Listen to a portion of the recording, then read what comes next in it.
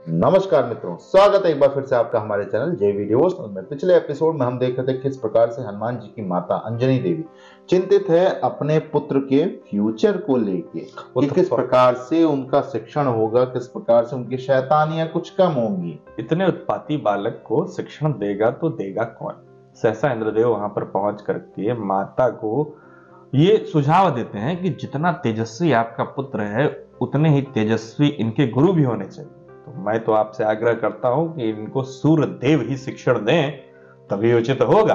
अंजनी देवी का जो आंसर था वो देखने में अच्छा लगा कि जिन्होंने मेरे पुत्र के प्राण लेने की कोशिश की उनसे मुझे सुझाव की कोई उम्मीद नहीं है। लेकिन कोई बात नहीं, आप हमारे गेट तक आए हैं तो बताइए क्या क्या क्या प्लान है आपका? क्या प्लान है? अच्छा, जब ये बताते हैं उन्हें इंद्रदेव सारी चीजें बताते हैं सूर्यदेव को गुरु बनाने वाली प्रक्रिया में, तो बड़ी खुश होती है माता कि सूर्यदेव जैसा तेजस्वी व्यक्ति अगर मेरे पुत्र को शिक्षण देगा तो क्या ही गुरु बनेंगे वो, और क्या ही ये जैसे कहते हैं ना शिक्षा प्राप्त किए हुए जो हमारे बजरंग बली।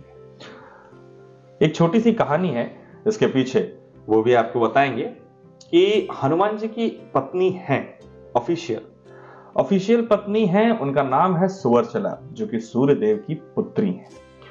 और इनका विवाह हुआ क्यों? क्योंकि जब हनुमान जी ने शिक्षण लेने के लिए सूर्यदेव के पास गए तो सूर्यदेव ने 9 विद्याओं में से 4 विद्याएं या 5 विद्याएं इनको दे दी, लेकिन बची हुई जो विद्याएं थी वो केवल विवाहित पुरुष या दंपति ही ले सकते थे।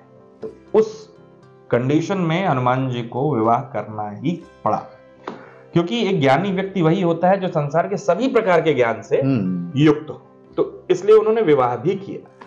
जीवन पर्यंत बजरंगबली ने ब्रह्मचर्य का पालन किया और उनकी पत्नी सुवर्चला ने जीवन पर्यंत केवल और केवल तपस्या की। अब जो हनुमान जी की पत्नी थी वो सूर्य देव के तेज से उत्पन्न हुई।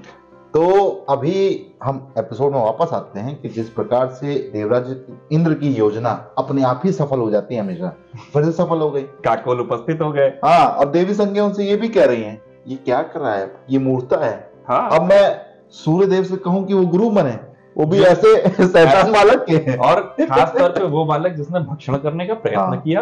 अब एक वानर को शिक्षा देंगे सूर्यदेव। ये दिन आ गए हमारे, दिन आ गए। लेकिन चलो योजना की बात है तो वो मान गई हैं। और एक तरफ हम देख रहे हैं शनि देव को एक ग्रंथ मिल गया है जिसमें सूर्यदेव के ग्रहण का रहस्य छुपा हुआ है। ये दोनों प्रकरण देखते हैं इस एपिसोड में। तो बिना विलंब के शुरू करते हैं एपिसोड 181 पार्ट 1। सूर्यदेव की ऊर्जा रास का कारण इसी ताड़पत्र में है नानाश्री। ताड़पत्री?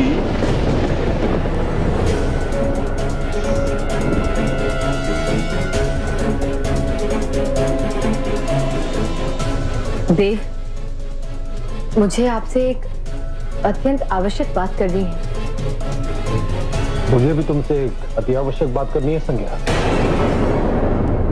इस घाव को भरने का एक ही उपचार है, ऋषि के आश्रम में जाकर अपनी भूल सुधारना, इससे पहले कि अधिक विलंब हो जाए।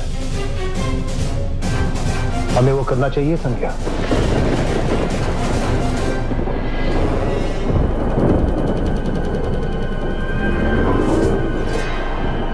शनिपुत्र इतने गंभीर क्यों हो गए?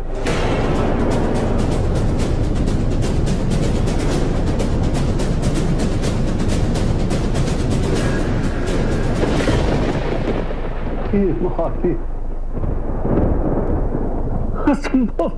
परंतु ये हुआ है नानाश्री, और इसका अर्थ है कि सूर्यदेव की दुर्बलता का कारण स्वयं उनकी। वो हमारी संतान है संज्ञा, हम उन्हें इस भांति परित्याग नहीं कर सकते। हमने उनका परित्याग कहाँ किया है देव? उन्होंने मृत्यु लोक में जन्म लिया और ये तो वहां की रीति है। संतान को ऋषियों के आश्रम में छोड़ दिया जाता है उनके विकास के लिए। हमने भी ऐसा करके कोई भूल नहीं की है। मैं आपको बार बार कह रही हूं, अपने मन को ग्लानि से मत भरिए, और कोई भी उन दोनों के विषय में नहीं जान पाएगा। ऋषि ने हमें वचन दिया है। आपको हमें वचन देना होगा ऋषि। कि इन बालकों का वास्तविक परिचय आप किसी को नहीं देंगे।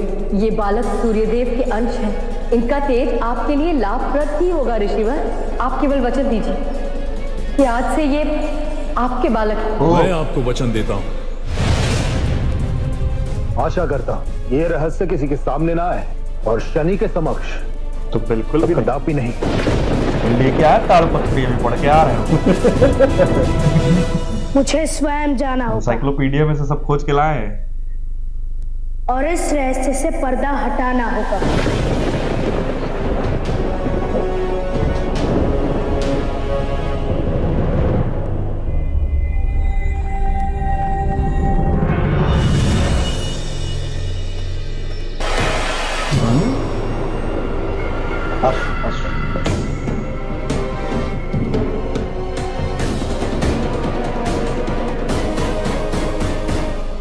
इनके मुख पर अश्वों का चिन्ह क्यों? मैं तुम्हें श्राप देता हूं, तुम इसी क्षण अश्व बन जाओ। अब एक ही मार्ग है, जब तुम्हारा पति तुम्हें यहां लेने आएगा, तुम्हारी इस दशा में स्वीकार कर तुम्हारे साथ रहेंगे, तब तुम इस श्राप से मुक्त हो पाओगी। आपको मुझे उत्तर देना होगा ऋषिवर। मैं केवल इतना जानता हूं कि मैं एक भार से मुक्त हो गया, मेरा श्राप समाप्त हुआ। अब मैं इस प्रकरण में सम्मिलित नहीं होना चाहता। तो ये था जो सूर्यदेव और देवी संगे छिपा रहे थे। ये तो बालक। अरे भागवत, भाई हूँ मैं तुम्हारा शत्रु नहीं हूँ। मैं तुम्हें हानि नहीं पहुंचाऊंगा। शिष्यों, आज मैं तुम सबको ज्योतिष के विषय में एक ज्ञान दूंगा और उसके लिए पुस्तक बड़ा उपयोगी है। ये पुस्तक आ गई।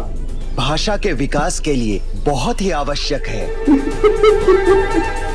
न पढ़ेंगे न पढ़ने देंगे। समझ में नहीं आता, सभी अध्यापकों की पुस्तकें कौन ले जा सकता है? मैं जानता हूं ये किसने किया है। हनुमान! अच्छा, कोई पढ़ने के लिए ले आए हैं। ओहो, उचित अवसर पर आया हूं। हनुमान को सूर्य देव से शिक्षा लेने के लिए मनाना अधिक कठिन कार्य नहीं होगा। इतने निष्ठुर हुए हो रहे हैं पवन पुत्र। मैं तो केवल तुमसे बात करना चाहता हूं और तुम दृष्टि घुमा के जा रहे हो। क्योंकि मुझे वज्र का प्रहार स्वादिष्ट नहीं लगता। हनुमान, ऋषियों की पुस्तकें चुराने का दुस्साहस किया है इसने। इंद्रदेव प्रणाम। इंद्रदेव, देखिए हनुमान को, यह कितना उद्दंड हो गया है। ऋषियों की पुस्तकें उठा लाया ये। नहीं ऋषिवर, मैं तो केवल। ऋषिवर, हनुमान तो एक पुस्तक केवल उदाहरण स्वरूप ली थी ताकि स्वयं इनसे शिक्षा प्राप्त कर सके। हाँ ऋषिवर, मैं तो हनुमान को यही समझा रहा था कि इन पुस्तकों का ज्ञान गुरु के बिना कोरा है। और हनुमान ये बात समझ भी गया था और आपको पुस्तकें लौटाने आ ही रहा था, है ना हनुमान? ऋषि मतंग को पुस्तकें लौटा दो। पुत्र हनुमान, पुस्तकें लौटा दो।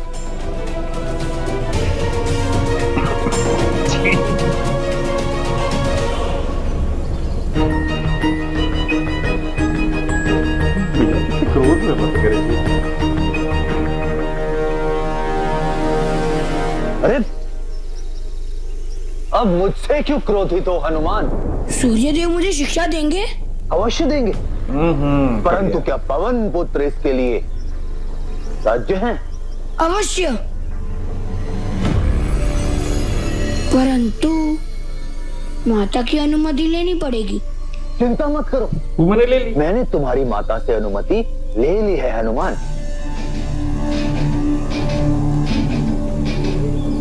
बस शनि, अब तुम सज्ज हो जाओ और देखते जाओ कैसे इंद्र तुम्हें झुकाता है। बड़ा ही अद्भुत प्रकरण दिखाया जा रहा है सब, क्योंकि कई अलग अलग कहानियां अलग अलग रूप से देखने को प्राप्त हो रही हैं कि कैसे ताड़पत्री का ज्ञान लेकर के शनिदेव दौड़े चले गए हैं मृत्यु लोक में, यानी धरती पर। अब इस पृथ्वी पर आने के उपरांत उन्होंने अश्विनी कुमारों को देखा और उनका मुख पे जो आभा देखी उन्होंने वो अश्वों जैसी ही थी। ये देखने के बाद उनको पूरी कहानी समझ में अपने आप ही समझ में आ गई कि क्या घटित हुआ होगा, कैसे घटित हुआ होगा। अच्छा, उधर सूर्यदेव इस बात को रहस्य रखने के लिए पूरी प्रयास में है कि देवी संज्ञा गलती से भी गलती नहीं होना चाहिए। शनिदेव को तो पता नहीं होना चाहिए, नहीं तो खोद के निकाल ही लेंगे। हाँ, शनि को तो भनक भी नहीं लगनी चाहिए इसकी। अच्छा, दूसरी तरफ इंद्रदेव की योजना भी सफल होती नजर आ रही है। उन्होंने कन्विंस कर लिया है हमारे हनुमान जी को, ताकि वो सूर्यदेव को अपना गुरु बना सके। लेकिन ये बात अभी देवी संज्ञा सूर्यदेव से नहीं कर पाई है। अब देखना यह है कि क्या सूर्यदेव, जैसा कि हम लोगों को पता है कि सूर्यदेव गुरु हैं, लेकिन इस एपिसोड में क्या सूर्यदेव इतनी आसानी से मान जाएंगे सरल रूप से कि हाँ वो बजरंगबली को अपना शिष्य चुनेंगे, या ये अश्वनी कुमारों वाला जो प्रकरण है, यानी ये जो इस योनि में बालक पैदा हुए हैं, इनको क्या ये सूर्य लोक ले जाएंगे या इसी धरती लोक पे ये लोग निवास करेंगे? वैसे न्याय तो यही होगा, न्याय संगत तो यही है, किसी भी योनि में है पर पुत्र ही। तो सूर्य लोक में शनिदेव, अश्वनी कुमार और हनुमान जी किस प्रकार से एक साथ मेला होता है, ये तो देखना ही होगा क्या होगा खेला। फिलहाल इस एपिसोड को करना होगा यहीं समाप्त। शीघ्र ही मिलेंगे नए के साथ, तब तक के लिए राधे राधे।